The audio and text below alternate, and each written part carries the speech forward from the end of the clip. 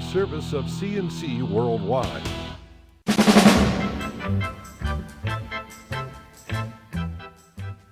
CNC podcasts are a service of CNC News, brought to you by the Greece Chamber of Commerce, providing more than 800 member companies with business solutions since 1984. Rochester police are looking for a car and driver that may have triggered a fatal crash between another car and an RTS bus Tuesday afternoon. Police say that car suddenly cut in front of another car, and the driver turned left onto Jefferson Avenue from West Main.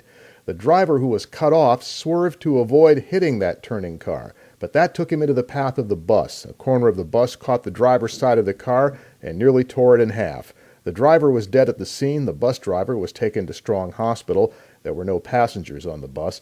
Police have not yet released the victim's name, but 13 Wham said it learned from family members last night that he was a Strong Museum of Play employee on his way to work.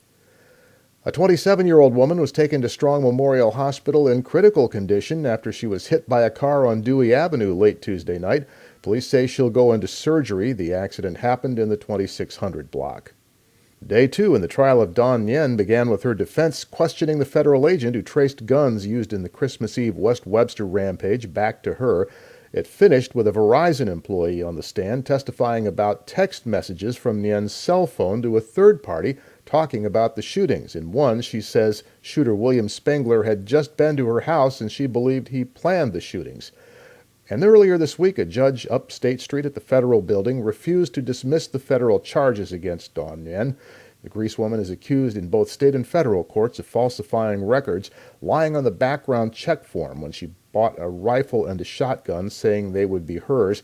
They say she actually bought them for the ex-convict Spengler, who used them 2 years later to kill 3 people and wound 3 others. State police have charged a Rochester art gallery owner with 19 counts of identity theft for allegedly using a victim's credit card information to steal nearly $92,000. Investigators arrested 46-year-old Stephen Argento of Rochester on those charges, as well as a count of grand larceny. The crime occurred between last May and last November. Federal prosecutors say a grand jury has indicted Brian Leonard of Rochester and his wife Nancy Cedeno of conspiracy to commit wire fraud. The U.S. Attorney's Office says the couple used their business, Rochester Consignment Broker, to sell stolen merchandise to unwitting buyers over eBay and Amazon.com. Their scam was unraveled by a joint FBI and Rochester police investigation. State Education Commissioner John King mounted a defense of the Common Core curriculum on a visit to the Greece Central School District Tuesday. Commissioner King met with teachers and district officials talking about how the new standards are being implemented in Greece. Common Core has been under fire statewide over its troubled rollout, and the state has delayed the new testing standards as a result. King came to Greece because it got 2 state grants for a teacher leadership program to help gear up for the Common Core teaching standards. The Rochester Fire Department handled back-to-back house fires Tuesday night. The department says both were reported within 6 minutes of each other. First was a fire in the second-floor bedroom of a house at 32 Kingston Street. All occupants of the 2-family double got out safely. A candle that tipped over was the cause. The second fire was at 72 Eddy Street, also in an upstairs bedroom, and also apparently accidental. All the occupants got out safely. The Red Cross is helping the residents of both houses with temporary shelter. One of Rochester's major charitable foundations has given grants totaling $1 million to 6 of Rochester's charter schools.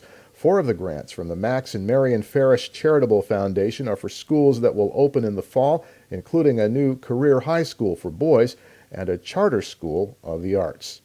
A volunteer effort that provides bicycles to thousands of needy children and adults in Rochester will expand its services with a $5,000 grant from XLS Blue Cross Blue Shield. Our community bikes will use that money to start modifying bikes for use by riders with physical or developmental disabilities. Your next CNC podcast is whenever you click on one of our pages and catch one. We post updates during the day. I'm Bud Lowell, CNC News.